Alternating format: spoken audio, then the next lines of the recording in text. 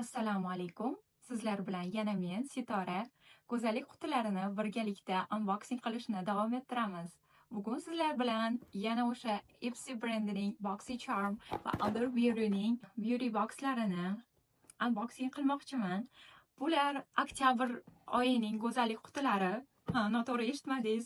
Bu videoni noyabr oyida chiqayotgan bo'lishimga qaramasdan, bu qutilar menga oktyabr oyida kelgan. Chunki yaqinda farzandli bo'lganim uchun bunaqa videolar qilishga, beauty content qilishga uncha vaqtim bo'lmadi to'g'risi. Endi ba'zi qizlarning menga yozgan SMSlaridan motivatsiya olib, yana shunaqa videolar qilishga qaror qildim. Ayniqsa Amerikada yashaydigan opa-singillarimiz uchun, qizlarimiz uchun bu videolar foydali bo'ladi degan umiddaman. Chunki ko'pchiligimiz baribir kosmetikalarni yaxshi ko'ramiz, lekin donalab sotib olganda bu judayam qimmatga tushib ketadi. Bunaqa bokslar esa har oy o'zi uyingizni, eshigingizni tagiga keladi va narxi ham chaqib olmaydi. Yana ichida hammasi full sayzdagi yaxshi brendni ishlatiladigan produktlari bo'lgani uchun ham menimcha ko'pchilikka yoqadi degan umiddaman. Endi boshlayotgan youtuber sifatida videoda sizga nimalar yoqyapti, nimalar yoqmayapti, kamchilik va yoqqan taraflarini iltimos kommentlarda yozib ketishingizni so'rab qolaman.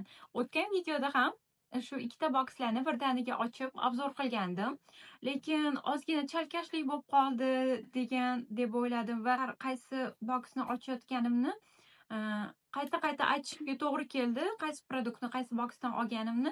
Shuning uchun bu safar birinchi bitta boksni, keyin esa ikkinchi boksga o'tib obzor qilishni xohladim. E'tibor bergan bo'lsangiz, o'tgan safar Ipsy brendining boksi hajm jihatdan juda katta edi. Bu safar deyarli ikkalasini hajmi deyarli bir xil keldi. Demak, birinchi bo'lib Ipsy boksini obzor qilishni xohladim. Boksning ichki ko'rinishi,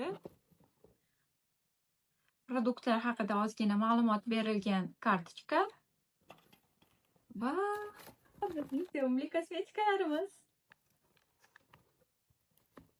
Bu qutida bizda mana bunday katta hajmda Pure Creek brendiga tegishli Body Cream Olive Blossom. Badan uchun mana shunday krem ekan. Har safar nimaga bir-biriga o'xshash kosmetika yoki yuz, tana parvarishi mahsulotlari kelyapti deb o'ylayotgan bo'lsangiz, bu bokslarga a'zolik bo'lishingizdan oldin birinchi sizga savol-javob o'tkaziladi. Masalan, qaysi narsalarni ko'proq ishlatasiz kundalikda, qaysilarini yo'q. Masalan, men tirnoq uchun laklardan, keyin parfyumlarni tanlamaganman boshida. Chunki parfyumlarni bilasiz, hammani didi har xil, menga yoqadimi yo'qmi kelsa, shuni o'ylab, buni отказ qilganman. Va tirnog'imni ham kundalik hayotda bo'yab yurmaganim uchun bulardan kechganman. Va terim juda quruq bo'lganligi uchun meni shu terimni turiga qarab ko'pincha namlantiruvchi kremlar jo'natishyapti. Bu boksdagi ba'zi bir narsalar shu sizning tabingizga ko'ra, teringizni turiga ko'ra boshqacharoq kelishi mumkin sizga. Demak, bizdagi birinchi narsa bu badan uchun namlantiruvchi krem edi. Amerikada ishlab chiqarilgan. Ikkinchi produkt mana shunday chiroyli, qip-qizil yangi yilga mos qutida. Ekan, hozir ochib ko'ramiz. Ichidan kichkinagina mana bunday Eyelid Dark Circle Corrector. Ko'zimizning atrofidagi, qovog'imizdagi qorayib qolgan ranglarni, shishlarni, halqachalar paydo bo'ladi-yu, o'shalarni to'g'irlaydigan mana bunday ko'z uchun krem. Ochib ko'ramiz. Hozir ko'p ko'z uchun kremlarda mana shunaqa maxsus suradigan joyi metallichskiy bo'lib chiqyapti. Bu kremni zo'r taraflaridan bittasi, shunaqa massajori ham o'zida bo'ladi. Surishga juda qulay va foydali. Demak, keyingi kosmetikamiz Charm Lip Liner. Lab uchun qalam ekan. Har videolarimda sizlardan so'rayman, qaysi boks sizga ko'proq yoqdi deb. Menga ko'proq shu paytgacha Allure Beauty boxni narsalari ko'proq yoqayotgandi, chunki undan chiqqan produktlarni rostdan ham yaxshi ko'rib, har kuni meykaplarimda ishlatyapman. Lekin bu safargi Ipsy boksi ham menga juda ham yoqyapti, chunki har bittasi kerakli, kundalikda ishlatiladigan narsalar. Vau, buni qarang, ko'rinishi chiroyligini. Oddiy lip liner qalamlarga o'xshamagan, boshqacha mana shunday plastik qadoqda va ikki tomon, adashmasam, ikki tomoni ochilar ekan. Vau! Rangi ham nudevoy. Endi bu tomonni ko'ramiz. Hozir sizlarga swatch qilib rangini ko'rsataman. Ranglari ham rosa ham nafis. Har doim men ishlatadigan ranglardan ekan. To'g'risini aytsam, o'tgan safargi Ipsy boksidan keyin nimagadir bu boks uchun a'zolikni to'xtatmoqchi edim. Chunki bu Allure Beauty boksga nisbatan qimmatroq va ichidagi narsalar unchalik ko'nglimdagidek chiqmagandi, lekin bu safar u o'zini oqlayapti. Keyingi mahsulot Pure Nova Cheek Palette. Cheeklarimiz uchun, yanoqlarimiz uchun paletka ekan. Mana shunday shiringina pushtida. Ichida o'zini oynachasi ham bor ekan va paletkani dizayni Patrick Ta'ning shunaqa blush rumyanalarni dizayniga juda ham o'xshash ekan. Bu yerda kremoviy rumyana, suxoy rumyana, mana bunday highlighteri bor ekan.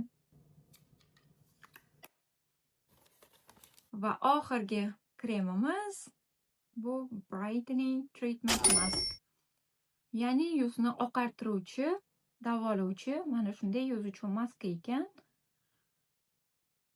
Buni yuzga, ko'z atrofiga tekkizmagan holda yupqa qilib, surib, 10-20 daqiqa ushlab, keyin yuvib tashlash kerak ekan va har kun kechqurun foydalanish kerak ekan, chunki tarkibida retinol bor ekan. Ko'pincha retinol bor narsalarni tarkibida kechqurun ishlatish tavsiya qilinadi. Endi shunaqa yaxshi kayfiyatda, shunaqa zo'r sovg'alarni olib, ikkinchi boksni ochishga ham o'tdim. Bizda bu Allure Beauty boksning oktyabr qutisi. Allure boksida har doim mana bunday kitobchalari chiqadi. Ichida produkt haqida alohida ma'lumotlar va har bitta produktning narxlari yozilgan bo'ladi. Va mana bunday kartochkalar ham chiqadi doim.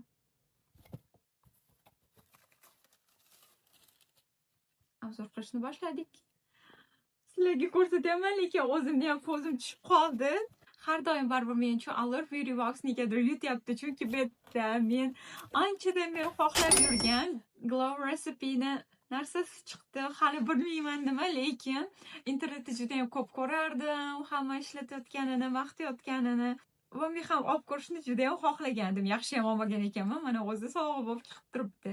Demak, bizda Glow Recipe'ning Watermelon Glow Pore Tight Toner, ya'ni yuzdagi poralar uchun va yana namlash uchun toner ekan. Mana shunaqa shiringina bo'ladi idishi. O'zi shu idishi uchun men buni yoqtirib qolgan edim. Va bizda keyingi produkt esa Tower 28 ning Tinted Lip Balm, ya'ni rangli lab uchun balzam ekan. Bu ham juda Sephoralarda, Ultalarda mashhur bo'lgan brendlardan bittasi. Hozir ko'ramiz. O'zi ham Korean qalamga o'xshab ishlab chiqarilgan ekan. Bu brend ko'proq Amerikada teenagerlar orasida mashhur. Yosh qizlarni TikToklarda, Instagram Reels'larida ishlatganini ko'rgandim. Rangini hozir ko'rsataman. Juda ham surilishi yumshoq. Mana bunday to'q malina rangida ekan. Qanday qilib ko'rsatishni o'ylayman. Va tarkibida vitamin C va mango yog' qo'shilgan ekan.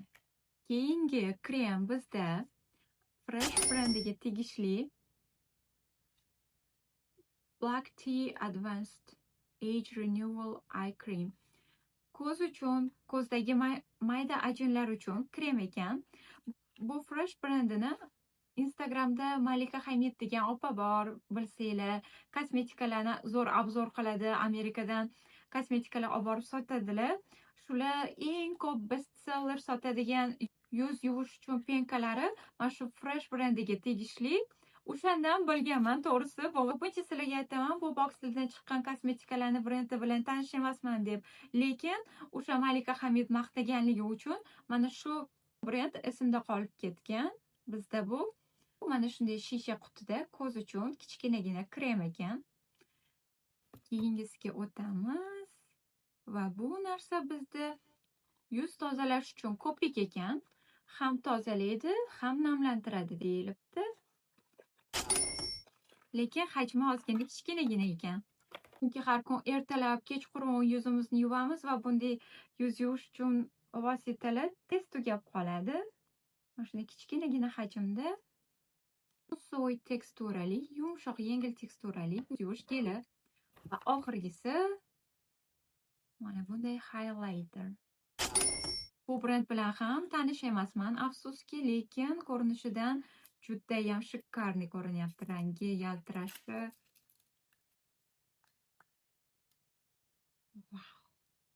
O'zi highlighter makiyajlarimda unaqa ko'p ishlatmayman, lekin buni rangi bu oyga ikkita boks ham meni judayam xursand qildi, judayam yoqdi.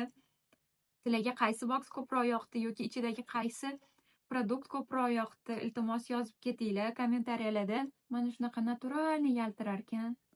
Va rangi meni yuzimni toniga ham rosa tushadi deb o'ylayman. Shu bilan yo'q, bu oxirgisi emas ekan. Demak, bizda Power Patches for Acne Prone Skin. Aknelar uchun mana bunday Power Patches internetda ko'rgan bo'lsanglar, ugrilarning ustiga influencerlar ko'pincha kichkina patchlar yopishtirib qo'yadi. Menda afsuski akne yoki ugrilar yuzimda chiqmaydi. Yuz terim juda ham quruq. Lekin yuzida shunday muammosi bor opa-singil yoki dugonalarimga sovg'a qilish uchun ajoyib narsa. Shu bilan oktyabr bokslarimiz o'z nihoyasiga yetdi. Videoni shu qismigacha ko'rib ketkizgan vaqtlaringizga rozi bo'ling. Keyingi videolarda ko'rishguncha